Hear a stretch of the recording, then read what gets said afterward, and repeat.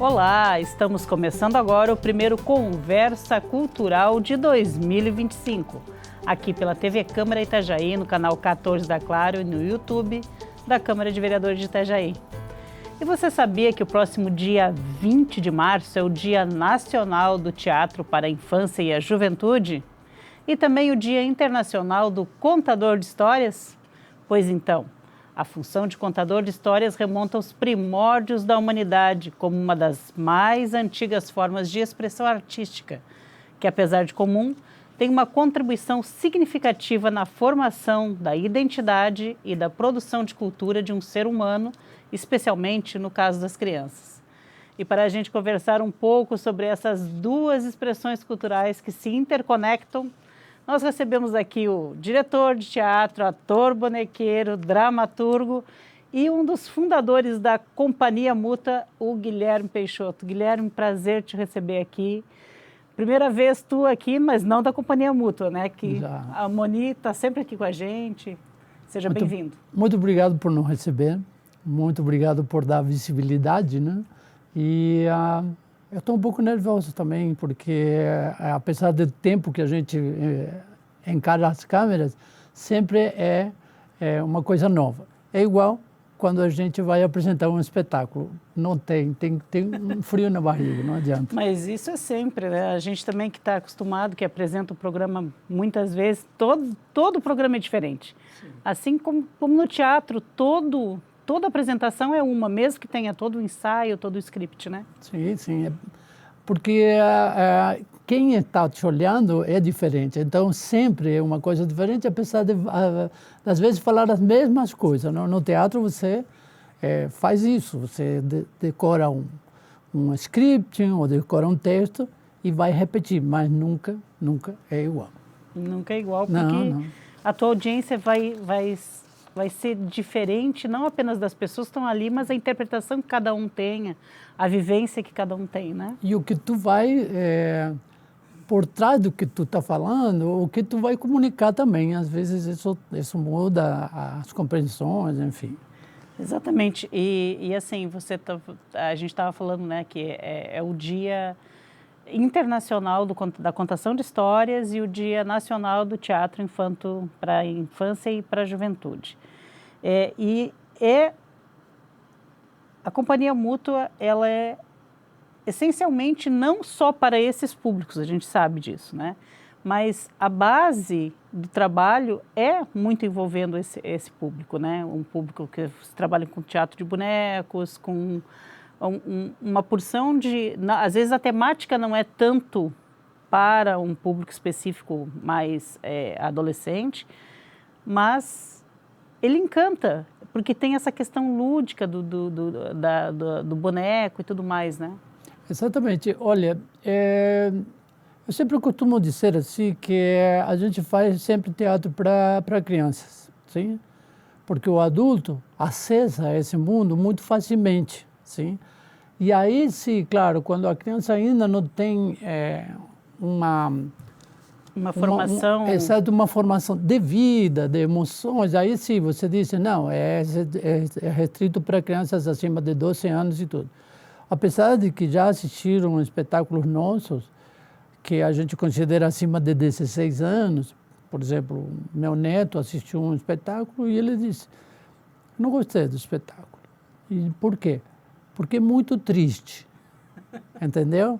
Então pegou pela emoção dessa criança, sem entender que era uma guerra, como a guerra do contestado, que a gente monta, mas ele acessa pelos sentimentos que ele tem. Então, eu acho que quando a gente trabalha a obra de arte, e já pensando em todas as camadas sociais e em todas as perspectivas que se tem em relação ao que a pessoa já vive, sim?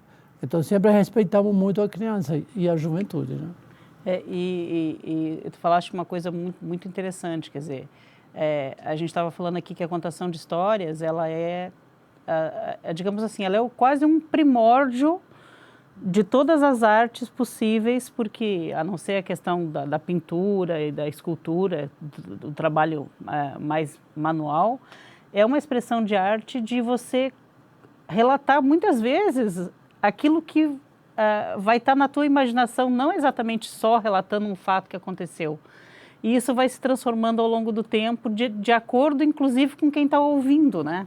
Sim, eu sou contador de história também, sim. Então só que a gente às vezes dá foco em determinados espetáculos, porque senão fica pulverizando muito as energias. Então a gente decide, vamos contar uma história, que o teatro é uma contação de história, às vezes em conjunto com outros elementos. E é engraçado que na minha infância, eu me criei na Argentina, quando eu cheguei no Brasil, tinha as mesmas histórias, só com nomes diferentes, sabe? Era o João, lá era Jaimito, mas as mesmas histórias. A mulher de branco, a mula sem cabeça, o homem do saco. E eu falava assim, mas como que isso acontece? Porque depois descobri que na Europa também tem a mesma coisa. E às vezes são personagens que vêm, cria-se um inconsciente coletivo que na verdade não tem nada de inconsciente. Ela vem passando e vai se transformando de acordo com a realidade em que ela é apresentada, né?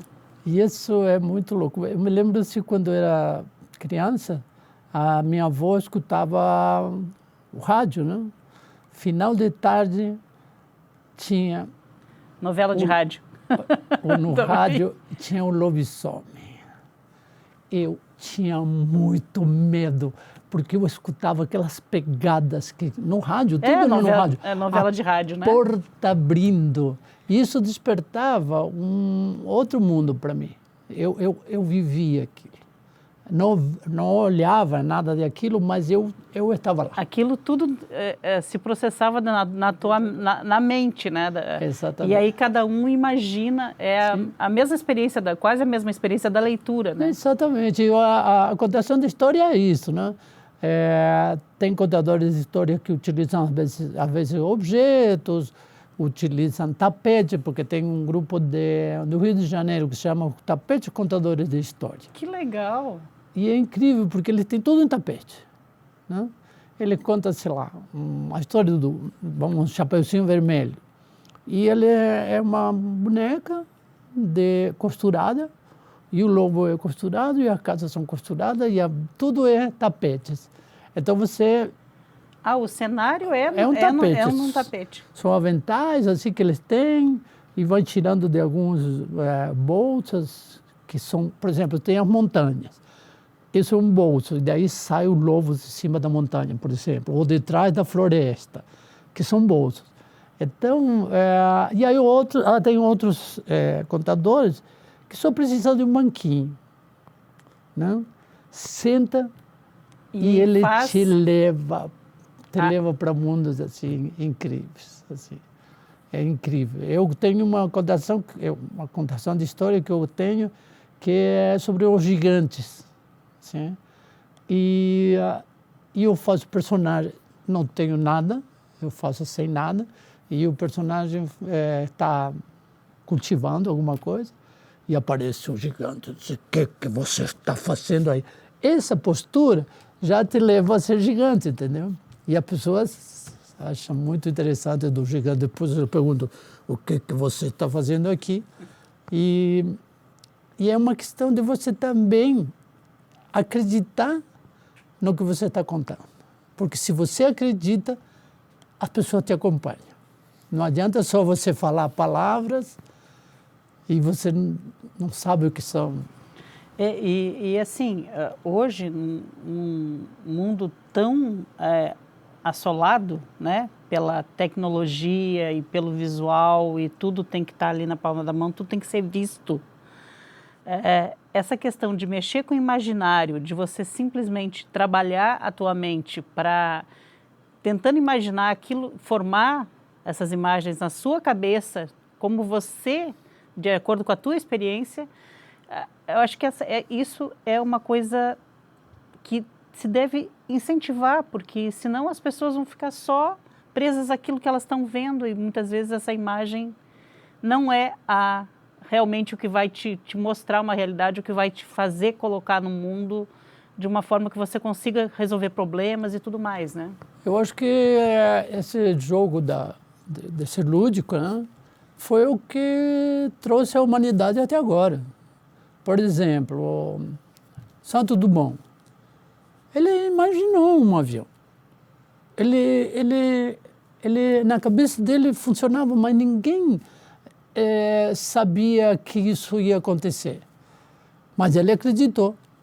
E hoje nós voamos de avião. Porque ele usou a imaginação, ele usou o lado lúdico dele. Como que inventou o carro, como que inventou... As invenções vêm do lado lúdico. Hoje tem coisas que você acha que você inventa, mas elas já estão prontas. Mas alguém antes ele pensou. Por exemplo, se tu chega para uma criança e diz assim, que é muito bom conhecer outros países e viajar, ele não sabe aonde fica a casa dele dentro do bairro. Mas se tu dá essa oportunidade, contando essas histórias, dando ao lado lúdico, que você viaja de bicicleta e não sei o que, ele se projeta. E um dia, talvez, ele vai viajar. Talvez até inconscientemente, né? Até inconscientemente, mas eu acho que o lado lúdico é o que move o homem, a imaginação, né? E isso é uma coisa que teria que ser, a gente está falando aqui, né, do Dia Nacional do Teatro Infanto-Juvenil, teria que, se o poder público, a educação, enfim, a gente tem que sair. Agora tem uma medida aí, né, de tentar, pelo menos na escola, que as crianças não fiquem tão presas às telas, mas isso é bom, né? É bom para que as pessoas comecem a imaginar mais, usar mais a criatividade, usar mais a mente, fazer a sua mente trabalhar e tentar enxergar de outras formas a sua realidade, né? Eu acho que o sonho é o que move o ser humano. É o sonho. Eu me lembro que eu dava aulas e a secretária de Educação e de Cultura me disse, olha, você tem que trabalhar com alunos do interior. Sim? Aí eu cheguei e falei, qual é o seu sonho? Meu sonho é ir para a Europa, meu sonho é ter uma moto, meu sonho é isso, meu sonho é isso. Aí eu cheguei e digo, olha, desculpa, mas tudo que vocês falam, isso não são sonhos, isso são vontades. Se você quer ir para a Europa, você compra uma passagem. Mas como que eu vou fazer? Não sei, trabalha, pede dinheiro, faz uma rifa e tu vai poder ir à Europa. O sonho é aquilo que você não vai alcançar. Por exemplo, morar nas nuvens, não? Caminhar sobre a água, ver através das paredes, mas sem nenhum tipo de aparelho. Você atravessar as paredes, você flutuar. Isso sim é sonho, e isso que move o ser humano. Não move a vontade de ter um carro ou ter um relógio, um tablet. Isso não é sonho, isso são vontades, que às vezes te prendem muito à realidade. Então os sonhos são oníricos, ou seja, não consegue pegá-los, mas são maravilhosos. Nos sonhos a gente deita assim e sai voando, sim, não é? Às vezes o sonho se torna um pesadelo. Você sonha com o príncipe encantado e caça com aquela traste e tudo isso. Aí o sonho vira um pesadelo. Mas eu estava querendo puxar mais a questão da questão de incentivar realmente, assim, fazer com que determinadas datas, muita gente fala assim, agora cria um dia de tudo, né? Mas eu acho que essa data especificamente, do dia 20, seria uma oportunidade para a gente trabalhar e falar que há necessidade de se voltar para esse lado lúdico, para esse lado imaginativo, para que as pessoas consigam, a partir da narrativa de outra pessoa ou de uma narrativa teatral, criar na sua mente essas imagens que são tão necessárias para que elas se desenvolvam enquanto ser humano, né? Eu acho que esse dia deveria se chamar Dia dos Pais, das Mães, dos avós, dos tios, dos vizinhos, porque foram esses nossos primeiros contadores de histórias. Eles foram contadores de histórias. Olha, se você não tomar todo esse leite, você não vai ser forte como tal coisa. Isso já é uma contação de história, né? E como era usado antes. Às vezes usava contação de história para falar de educação. A Chapeuzinho Vermelho é uma história que se contava para dizer que o lobo mau estava na floresta. Na realidade, não era o lobo mau, eram gente que podia prejudicar aquela menina ou aquela criança. Sim? Então, essas histórias, apesar de que algumas tinham moral da história, não, que eu não gosto dessa palavra, mas eles te levavam a você imaginar o que você poderia passar e se prevenir disso, ou se lançar. Não? Eu vou atravessar os mares com os ventos e não sei o quê, e tu viaja. Nós fizemos um espetáculo sobre Antoine de Saint-Exupéry, o autor do Pequeno Príncipe. Sim? Era um príncipe chamado Exupéry. É um príncipe chamado Exupéry. E a gente lendo as histórias de Antoine de Saint-Exupéry, quando ele tinha 12, 13 anos, sim, ele pegou um pedaço de madeira, amarrou no guidão da bicicleta, roubou um lençol da mãe dele e se jogou no barranco. Sim? Por quê? Porque ele subia no teto da escola e via os aviões que estavam no primórdio da Primeira Guerra Mundial e tal. Na aviação. E ele queria voar. E ele escreveu O Pequeno Príncipe, que é de aviador, que vive em outro planeta. E o homem nunca viveu em outro planeta. Mas, se você vai ver as histórias... Os filmes são contações de histórias que utilizam tecnologia, mas te levam para um planeta que não existe, uma galáxia que fica distante. Não existe entre aspas. Porque eu acho que se já está na imaginação, por alguma coisa é. Ela já existe numa outra dimensão. Já existe em outra dimensão. A gente não sabe como que chega lá, mas a gente chega às vezes. Gente, a nossa conversa está tão gostosa aqui, Guilherme, que ó, até me passei no tempo aqui do primeiro bloco. A gente vai fazer só um pequeno intervalo, tomar uma aguinha, né? Mas a gente vai continuar com esse papo gostoso aqui.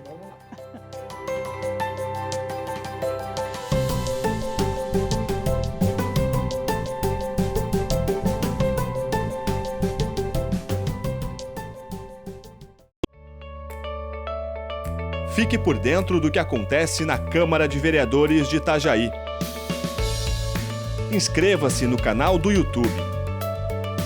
Curta a página no Facebook. Siga o perfil no Instagram. E também no X. Acompanhe todo o conteúdo do Poder Legislativo nas redes sociais. @Câmara Itajaí.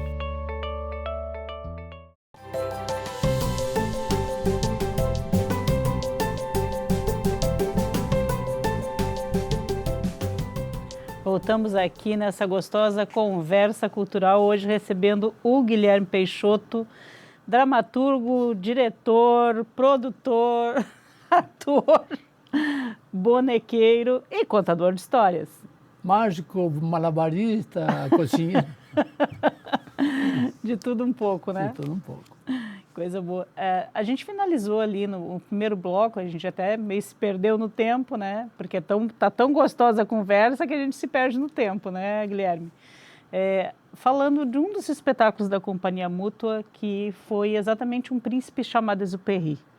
E, inclusive, quando acho que a Moni Longo esteve aqui falando especificamente sobre esse espetáculo, e é um espetáculo assim que ele não é voltado especificamente para criança. Ele é sobre a vida do Antoine de Saint-Exupéry.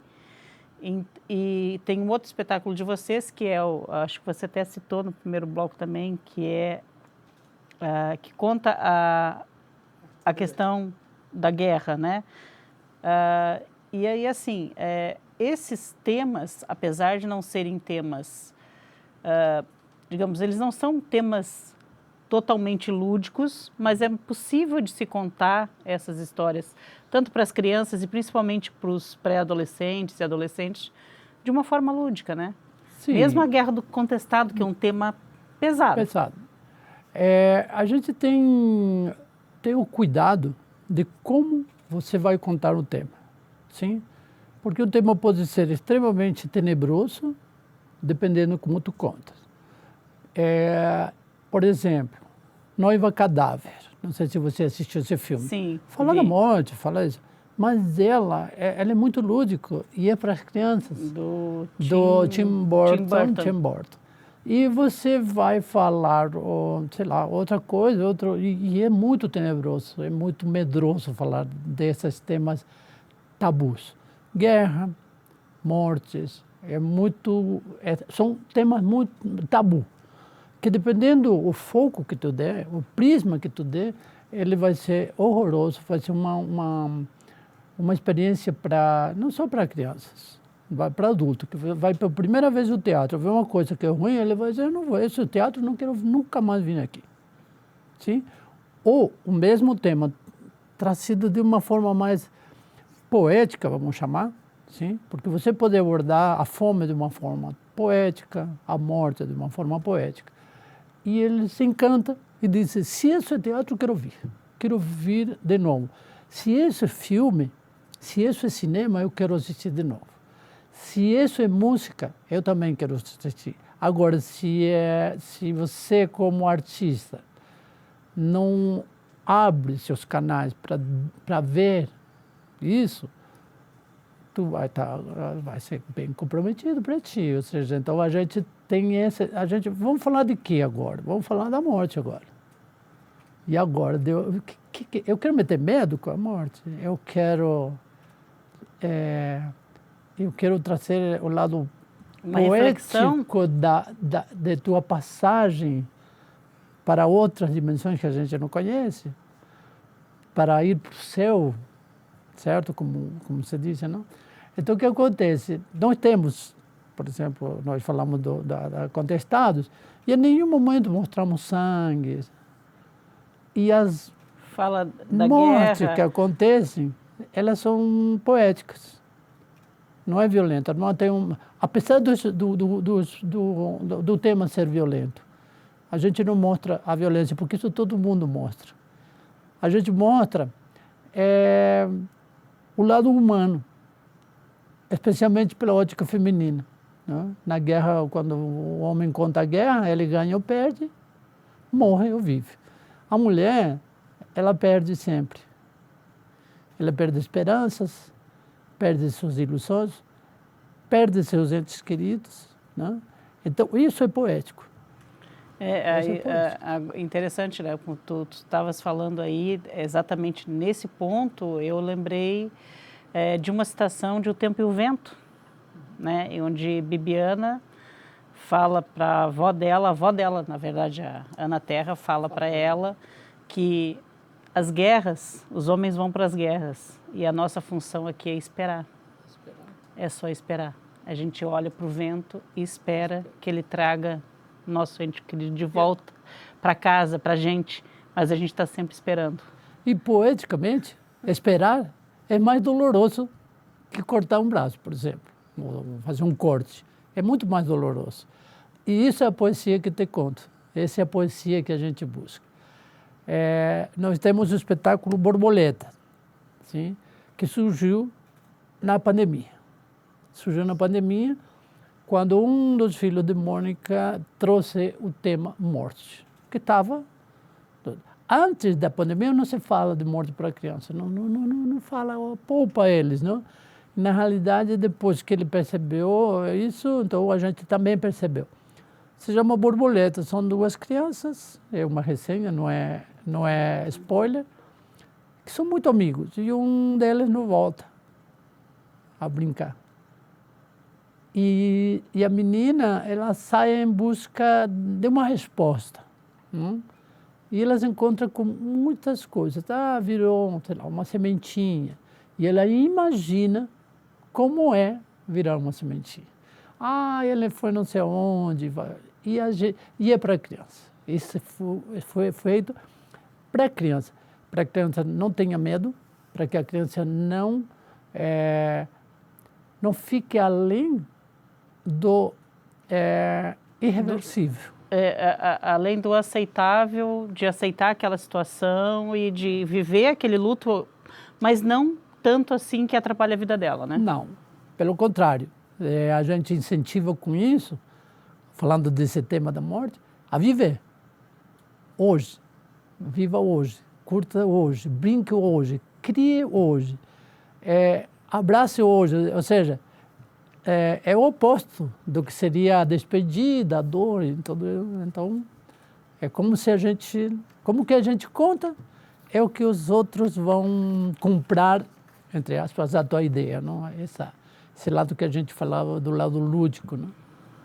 E vocês têm mais, assim, falando agora mais especificamente num público não tão infantil, mas mais juvenil, vocês têm algumas peças que falam mais diretamente com esse público, sei lá, de 11, 12 anos para cima? Sim, a Borboleta é para crianças entre 5 e 99 anos. Eu sempre brinco, né? Que a gente monta espetáculo para o público entre 3 e 99 anos. Os menores de 3 anos têm que ser acompanhados pelos pais. E os maiores de 99 pelos filhos. Para chegar lá. Então, a gente tem essa abordagem. Inclusive, quando a gente vai apresentar, a gente também faz a leitura de quem está na plateia. Se tem muita criança, a gente fala de uma forma para que chegue neles, sem mudar a palavra, mas como que a gente usa. Quando a gente tem adolescentes, a gente tem um comportamento também para eles se identificar.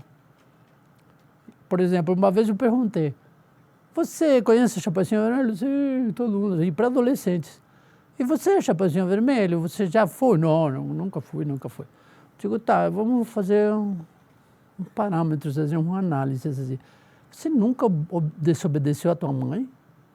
Já. Você nunca fez uma coisa que te disseram, não faça? Sim. Então tu é um Chapeuzinho Vermelho. Porque essa é a história.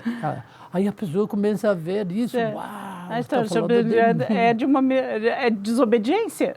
Exatamente. Pronto, aí você já começa a acessar esses adolescentes ou pré-adolescentes. O que a gente sempre tenta acessar no público é a sua criança interior. A sua criança interior. Quando a gente pega a criança interior, não interessa a idade, ela se deixa levar. Se deixa levar por essa história. E não muda nada e tudo isso, mas ela consegue ver por outro prisma do que está acostumado no dia a dia, enfim. Com certeza.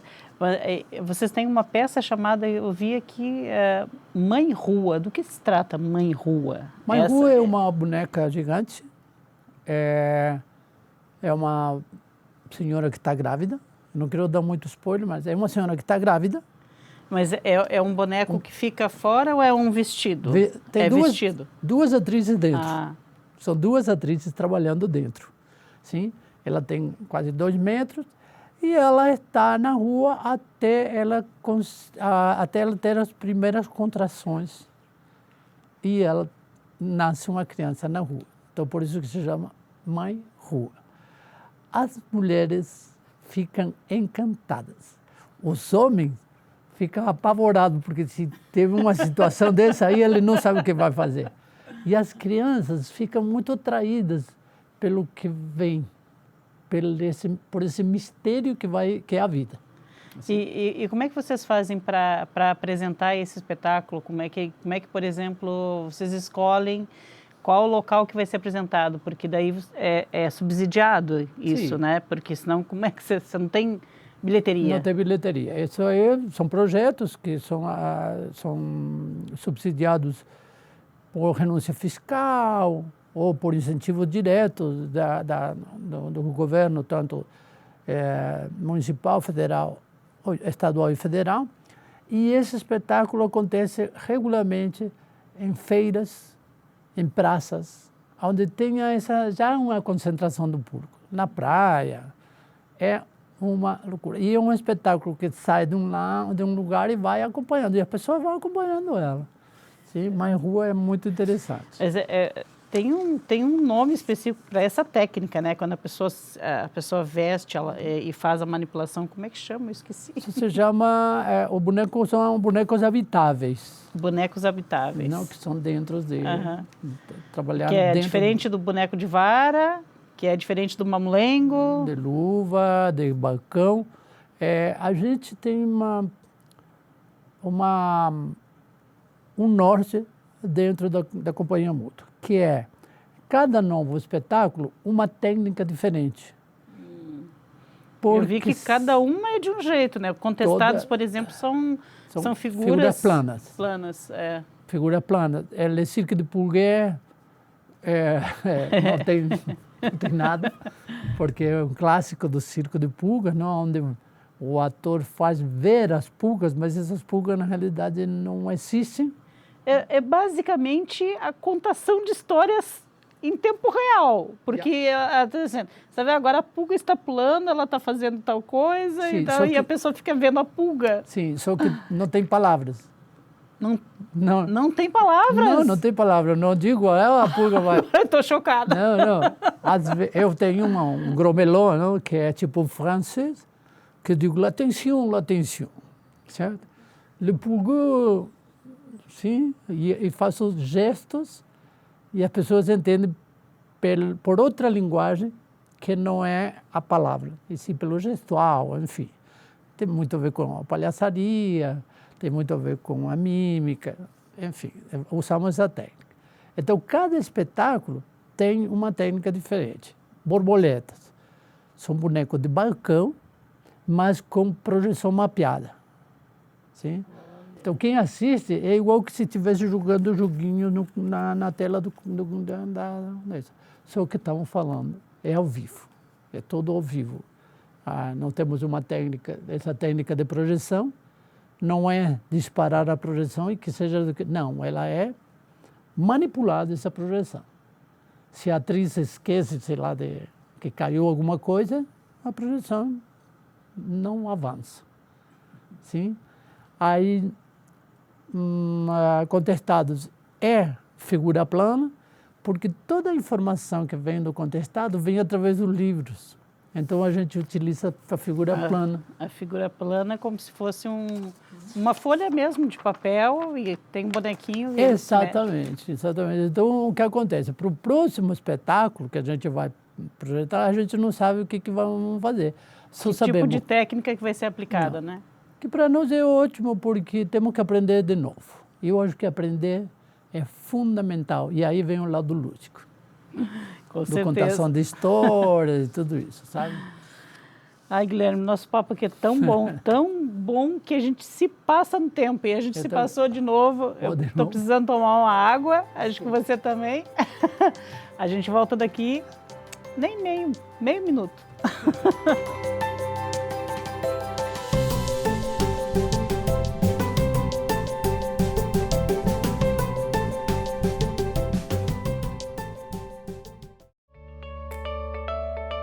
Fique por dentro do que acontece na Câmara de Vereadores de Itajaí.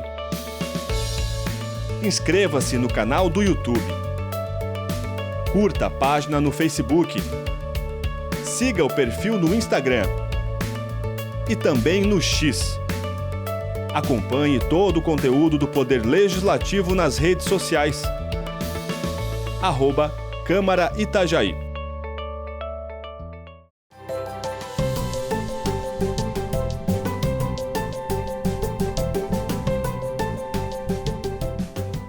Voltamos aqui nessa nossa conversa cultural, que hoje recebe o Guilherme Peixoto, da Companhia Mútua de Teatro. E a gente conversava agora aqui no intervalo, né, Guilherme?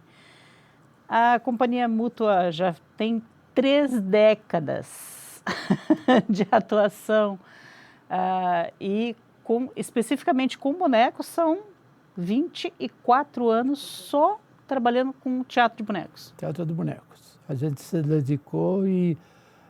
Porque, por exemplo, eu vou dizer, eu começo no circo. Então, minha primeira profissão como artista é palhaço. Depois passei a ser mímica, por causa do sotaque. Todo mundo me perguntava, você é do Paraguai? Aí eu tinha que... Não, aí comecei a fazer mim. Eu achei que você fosse argentino quando a gente se falou por telefone. Eu me criei lá e tal. E eu sempre brinco, tem pessoas que são bonitas, tem pessoas que são altas, tem pessoas não sei o quê, e tem pessoas que tem que ter sotaque, porque senão não chama atenção com ele, não. E aí, então, voltando a isso, a gente, um dia descobrimos os bonecos, a magia dos bonecos. A magia e uma coisa que às vezes é até incompreensível. Por que o ser humano se encanta tanto com boneco? Pois é, né? Por quê?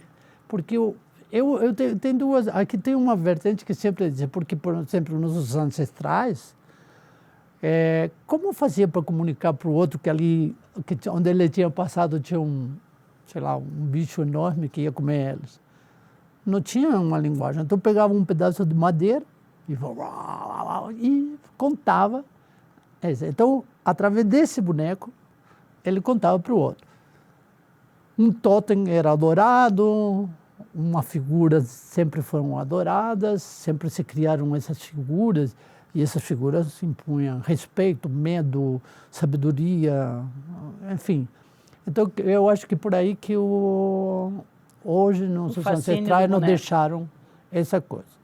Eu sempre digo, se eu falar ali na rua que está tudo errado, tá, tudo bem. Alguém vai dizer, tá bom, um louquinho ali vai... Se eu pintar a cara de branco, subir em cima de um caixote, quando eu terminar de dizer que está tudo errado, vão bater palmas. Sim, né? Mas se eu colocar um boneco de ser errado, as pessoas vão começar a pensar. E elas vão começar a raciocinar, porque parece que o boneco traz mais verdades que o próprio ser humano, enfim. Então, os bonecos têm essa magia. Veio um mestre do Nordeste, analfabeto, de uma cidadezinha pequenininha do interior, dos sertões lá, e ele disse, não, senhor, o teatro do boneco vem antes do ser humano. Como assim? Deus não pegou um pouco de barro e esculpiu?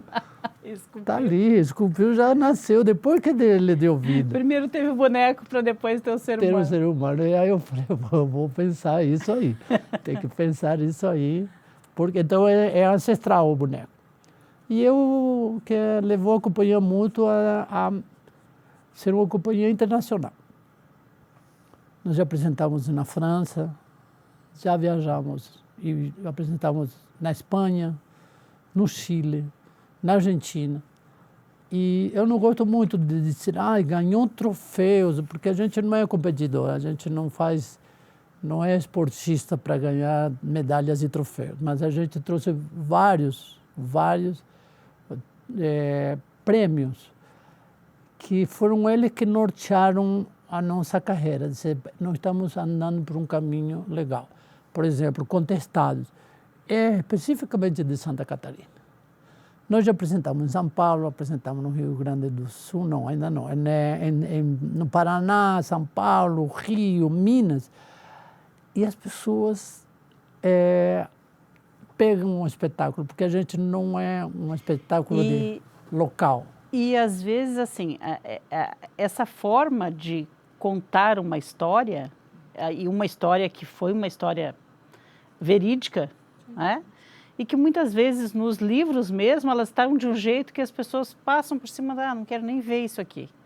No momento, talvez, que vocês chegam com esse espetáculo mostrando essa coisa mais humana da guerra, do que foi a guerra, pode muito bem despertar realmente um interesse efetivo para um aluno, para um pai de aluno, ir lá e buscar história da Guerra do Contestado e realmente pesquisar mais sobre isso, quer dizer, criar o interesse, assim como, por exemplo, a questão do príncipe chamado Exupéry. Às vezes a pessoa não tem a menor noção ou não tem o menor interesse por geografia, mas viu um espetáculo desse, viu todos os países pelos quais aquele ser extraordinário daquele escritor passou, né, como aviador, e pode despertar nela também essa vontade legítima de aprender mais, despertado por essa questão lúdica que foi trazida para ela, né? Eu acho que ali está a parte... O que a gente procura quando a gente monta espetáculo é a universalidade. Sim? Eu conto uma história pequenininha, mas daqui a pouco eu percebo, por exemplo, Contestados. Uma guerra local, em um determinado território pequeno, assim. E aí isso me abre que está acontecendo em outro lugar exatamente a mesma coisa. O que já aconteceu antes e que vai vir a acontecer, lamentavelmente, certo? Esses conflitos por terras, por propriedades, por locais. Fronteiras que não separam, todas as fronteiras nos separam de uma forma ruim. Eu acho que o homem, ele vive se reúne, não? E de repente vem alguém, coloca uma cerca no meio disso e separa. Bom, se o homem não é um bicho que tem que andar em bandos, por que não separa? E aí, essa é a reflexão do espetáculo. E aí se torna universal. Esse espetáculo já aconteceu, essa guerra já aconteceu na França, com a Joana d'Arc e não sei o quê. Essa guerra já aconteceu no Vietnã. Já aconteceu, está acontecendo agora.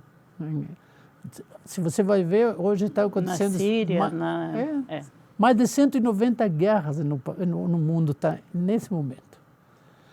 E a gente não sabia disso até não abordar um tema como Contestados. Sim? Quando subimos do Exupéry, bom, falamos Pequeno Príncipe. A primeira coisa que vem é França e tá. Não, a gente conta toda a Europa. A gente conta toda a África e a gente conta toda a América. Mas como se não diz assim, esse senhor era um excelente aviador. Como assim aviador? E aí a gente, quando for montar o espetáculo, a gente se perguntava, que história vamos contar? A do aviador ou do escritor? E a gente descobriu que esse cara louco escrevia voando e voava escrevendo. Era interconectado, uma coisa não se separava da outra, né? Não conseguiu, ele não conseguia. E foi o meu primeiro espetáculo fora do Pequeno Príncipe, né?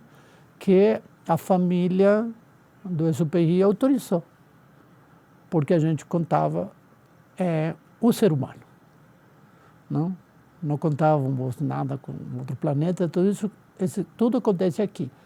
E engraçado que chegava aqui no Campeche, aqui em Florianópolis, né? Opa, aí foi muito interessante de ver tudo isso. Então, quando a gente monta um espetáculo, quando a gente conta uma história, se a gente consegue universalizar isso, o público, o adolescente, criança, próprios adultos, já mais velhos, dizem assim, pá, você me faz lembrar quando eu era criança. Então, o que a gente dá de presente nesse momento, para mim, é vida, que é o sonho, é o lado lúdico, o lado empírico da coisa, né? E aí, gente, a gente queria, até pensei em colocar aqui algumas coisas mais sérias, mais pesadas, tipo pedir, por favor, né, financiamento público, porque a arte necessita a gente necessita de arte para viver e a arte para viver precisa do financiamento. E até lembrar que, por exemplo, aqui em Itajaí agora, acho que se eu não me engano foi dia 10, foi aberto o edital para a Fundação Cultural que está abrindo para as pessoas se inscreverem, enfim, nos projetos culturais do Fundo Municipal da Cultura. Vá lá no edital, lá no site da Prefeitura, acho que tem mais detalhes para vocês. Você sabe que... E é importante todo mundo participar, né? Porque a cultura precisa estar na rua, as pessoas precisam ter acesso a isso. Eu vou jogar um desafio. Assim. Sabe quem deveria também aportar para que a cultura fosse legal? O setor da saúde. Sabe por quê? Porque a gente sabe que nós somos doutores ou médicos preventivos. Isso já experimentei, já ir para o setor de oncologia. E saúde mental fundamental. Também. Fundamental. Nós conseguimos, por exemplo, no setor de oncologia. Ela é muito triste, muito dura, muito forte.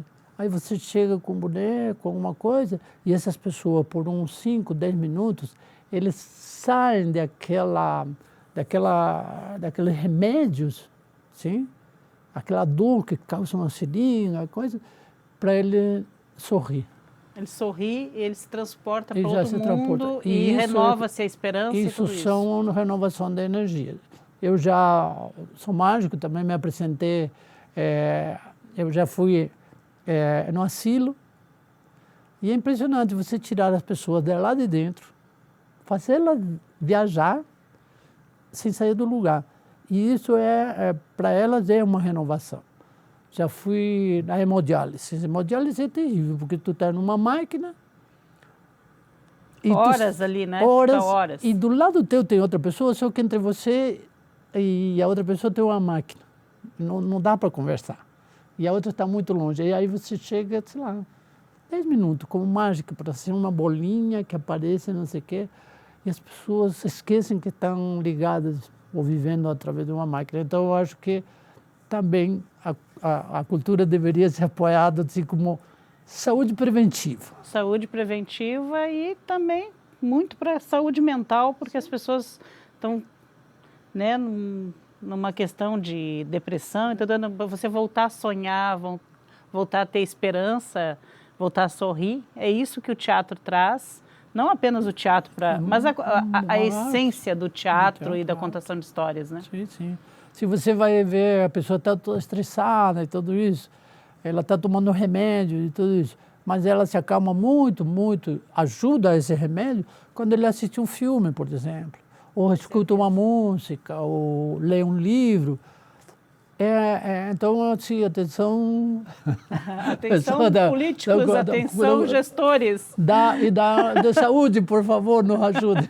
E nós ajudamos vocês. Com certeza. Guilherme, adorei te conhecer. E, olha, sempre... bom, você sabe, né? A Moni, todo mundo lá da companhia, sabe que aqui na TV Câmara Itajaí a gente é uma porta sempre aberta para vocês. Muito obrigado. Tá? E façam mais coisas interessantes como essa. Se Deus e o tempo nos permitir.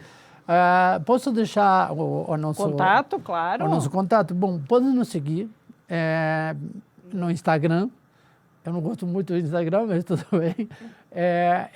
CIA, _mútua. Aí tem a programação, tem tudo que onde nós estamos. E quais os espetáculos que vocês estão que nós trabalhando. Temos e tudo isso, tá bom? Tá eu bom. te agradeço muito, eu agradeço a cada um dos técnicos que está atrás dessas câmeras aí. Muito obrigado por nos receber. E obrigada a você. Obrigado. E obrigada a você também que esteve aqui junto, conversando com a gente nessa gostosa conversa cultural, que hoje recebeu o Guilherme Peixoto, da Companhia Mútua de Teatro. Muito obrigada a você e continue assistindo a nossa programação no canal 14 da Claro TV e também no nosso YouTube, Câmara de Vereadores de Itajaí, lá no YouTube. Não se esqueça, tá?